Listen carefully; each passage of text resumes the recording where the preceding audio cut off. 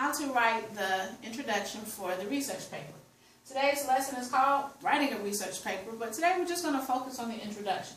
The big deal is to make sure that you follow the process. I have a lot of students who try to write an introduction, we go through these notes, we come up with a formula, and then you just go home and you do what you want to do. Make sure you follow the process. Alright, this here is the shape of your paper. This is called the reverse pyramid diagram. And with the reverse pyramid diagram, your whole goal is to make sure that you visualize the entire paper. You want to start off broad, come in specific, and then go from specific to broad, which means that your introduction is going to be the focal point of your paper. Notice that both of these triangles are the same size. Even though they're both the same size, you're not saying that both of these have the same weight in the paper. So your introduction, which is the top triangle, is the one that we're going to focus on today. Remember, you're starting off broad, you're coming into your most specific point here, which is your thesis statement. Alright, your introduction. Start off broad. You're going to start off with your engaging opener.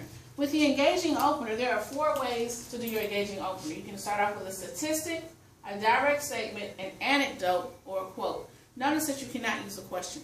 You're not allowed to write questions for this type of paper because this is a formal research paper. A statistic is a number, stat, for example. 84% of Americans are overweight. That's a statistic. A direct statement. America is overweight.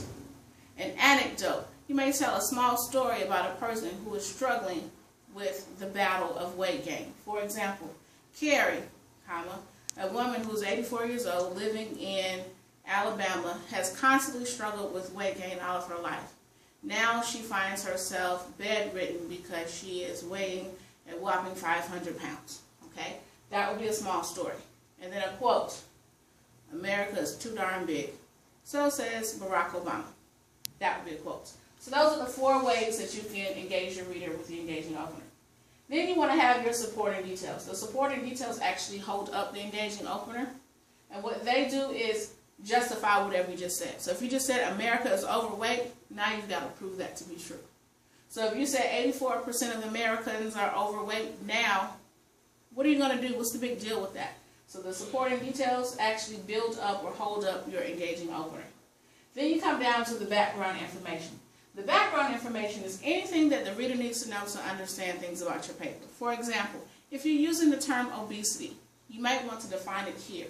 Because many people think of obese people as fat people, can't get out of bed. Well, in real life, obesity, according to medical standards, is anybody who is more than 30 pounds overweight for their age or height. I am medically obese, even though you would not describe Ms. Frazier as that obese lady that teaches next to Coach Martin.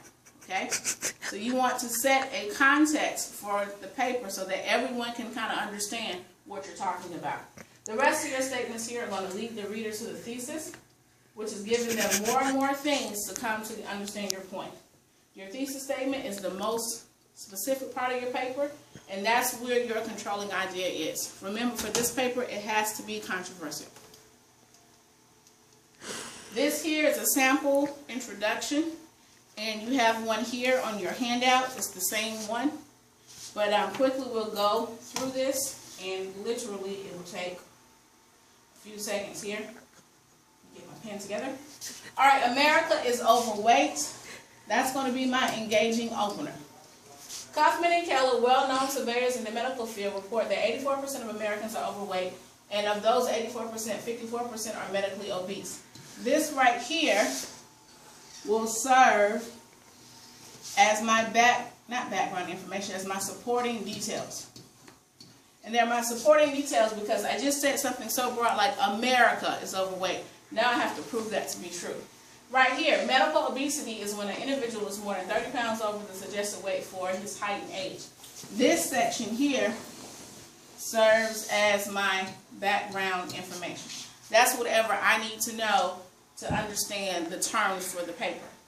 Coming in more specifically, what's more disheartening is that it is reported that 122 million teenagers are obese. So now I'm not just talking about overweight Americans, I'm talking about obese teenagers. This level of obesity does not leave room for a bright future. Rather, a future of diabetes, high blood pressure, back pains, and poor circulation move ahead. There are overweight teens in all socioeconomic groups and all ethnicities here in the United States. However, there seems to be a higher percentage of overweight teens in the African American community. All right, so now I'm not talking about overweight Americans. I'm coming in more specifically to obese teenagers, more specifically to African American overweight teenagers. 77% of all African Americans between the ages of 13 and 24 are overweight. 54% of the 77% of overweight African Americans are between the ages of 13 and 18. And so that here now links up my African American teenagers. So I started off super broad, and I came in more specific till I got to my topic. Now, what I did not hit was my thesis statement. That was your homework assignment for today, was to come up with a thesis statement for today's introduction. Once you do that, you will see that you have written your introduction. You should have 5 things. 1, an engaging opener, your supporting details, background information, several statements that lead the reader to the thesis, and then, of course, you will now have your thesis statement. And that is how we do an introduction. On the next video, I will walk you through how to write the introduction, and we will follow it with an example. Thank you. Stay tuned.